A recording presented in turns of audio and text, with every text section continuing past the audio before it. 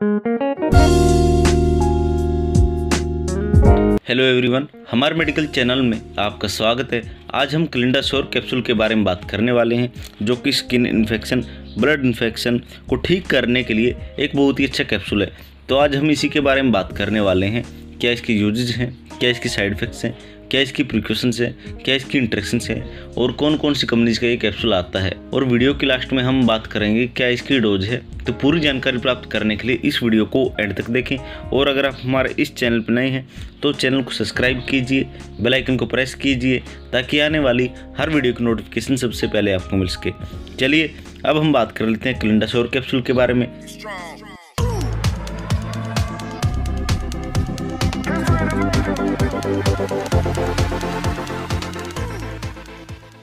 मैं आपका दोस्त पवन शर्मा और हमारे मेडिकल चैनल में आपका स्वागत है। अगर हम इसकी कंपनी के बारे में बात करें तो मैग्लोड्स कंपनी इसकी मैन्युफैक्चरिंग करती है। अगर हम इसके कंपोजिशन के बारे में बात करें तो क्लिंडामाइसिन इसमें कंपोजिशन दिया होता है। अगर हम इसकी स्ट्रेंथ के बारे में बात करें तो ये हमें 150 mg, 300 mg और 600 mg स्ट्रेंथ में हमें मिल जाते हैं। अब हम थोड़ी सी जानकारी क्लिंडामाइसिन के बारे में जान लेते हैं। क्लिंडामाइसिन क्या होता है?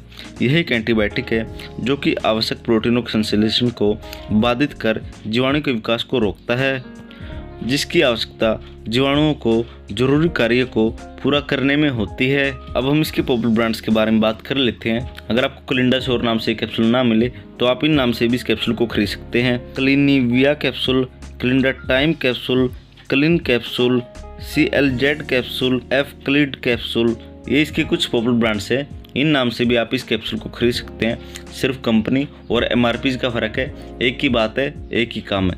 इनमें से जो आपको ठीक लगे आप वो खरीद सकते हैं। अब हम इसके यूजेज के बारे में बात कर लेते हैं। किन किन बीमारी को ठीक करने के लिए इस कैप्सूल का प्रयोग किया जाता है। बात करें तो ब्रोंकाइटिस के इलाज में इस कैप्सूल का प्रयोग किया जाता है। ब्रोंकाइटिस के बारे में बात करें तो यह एक सांस संबंधी बीमारी है।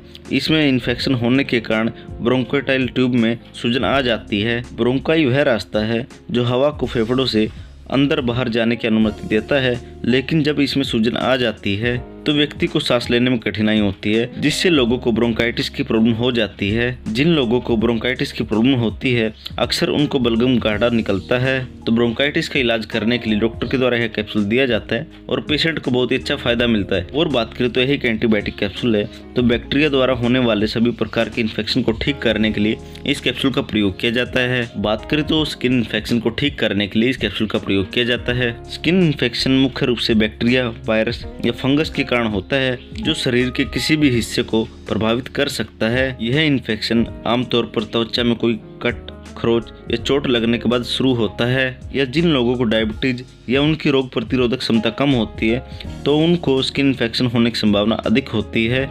स्किन इन्फेक्शन के कारण त्वचा में लालिमा, खुजली व सूजन होने लगती है और मवाद भी बन जाती है। तो स्किन इन्फेक्शन को ठीक करने के लिए डॉक्टर के द्वारा क्लिंडासोर कैप्सूल दिया जाता है और पेशेंट को बहुत ही अच्छा फायदा मिलता है। और बात करें तो यदि किसी व्यक्ति को मुहासों की प्रॉब्लम है तो मुहासों को ठीक करने के लिए डॉक्टर के द्वारा यह कैप्सूल दिया जाता है। पेल्विक इन्फ्लेमेटरी डिजीज को ठीक करने के लिए भी डॉक्टर के द्वारा यह कैप्सूल दिया जाता है। ये महिलाओं के प्रजनन अंग में होने वाला संक्रमण है।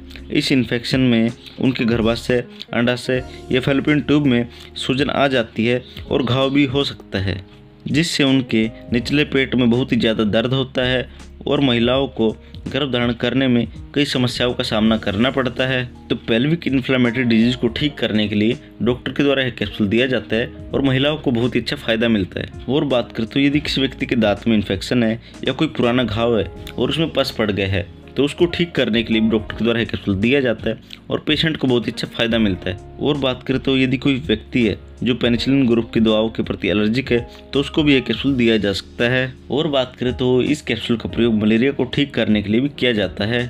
जब किसी पेशेंट को मलेरिया की प्रॉब्लम हो जाती है तो क्लोरोक्विन मेडिसिन के साथ में क्लिंडासोर कैप्सूल दिया जाता है और पेशेंट को बहुत ही अच्छा फायदा मिलता है। और बात करें तो यदि किसी व्यक्ति की हड्डी में इन्फेक्शन हो गया है या ब्लड में इन्फेक्शन हो गया है या निमोनिया की समस्या है तब भी डॉक्टर के द्वारा यह कैप्सूल दिया जाता है और पेशेंट को बहुत ही अच्छा फायदा मिलता है।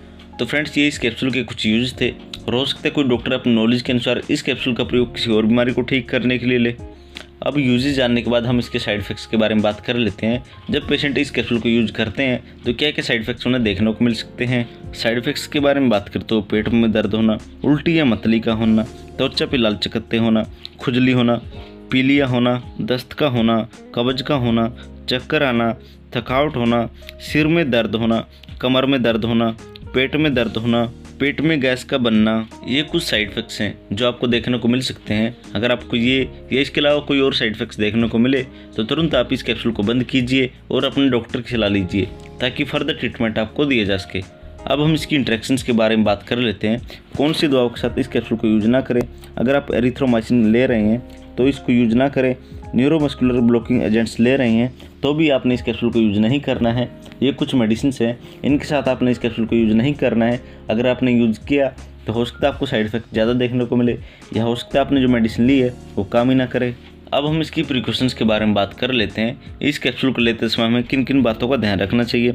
अगर किसी व्यक्ति की हाथों में सूजन है तो उसको यह कैप्सूल बिना डॉक्टर की सलाह के नहीं लेना चाहिए। अगर किसी व्यक्ति को लीवर से जुड़ी कोई बीमारी है तो उसको भी यह कैप्सूल नहीं लेना चाहिए। और बात करें तो इस कैप्सूल को लेने के बाद आपने ड्राइविंग भी नहीं करनी है, क्योंकि इस कैप्सूल को लेने के बाद आपको चक्कर आ सकते हैं।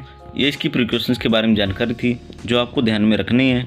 अब वीडियो के लास्ट में हम इसकी डोज के बारे में बात कर लेते हैं। क्या डोज पेशेंट के लिए चलती है। जैसे कि मैं आपको हर वीडियो में बताता हूँ कि मेडिसिन की डोज हमें सही पेशेंट की बॉडी वेट, उसकी एज और जो उसको प्रॉब्लम है, इन तीनों चीज़ों को कैलकुलेट करके दी जाती है।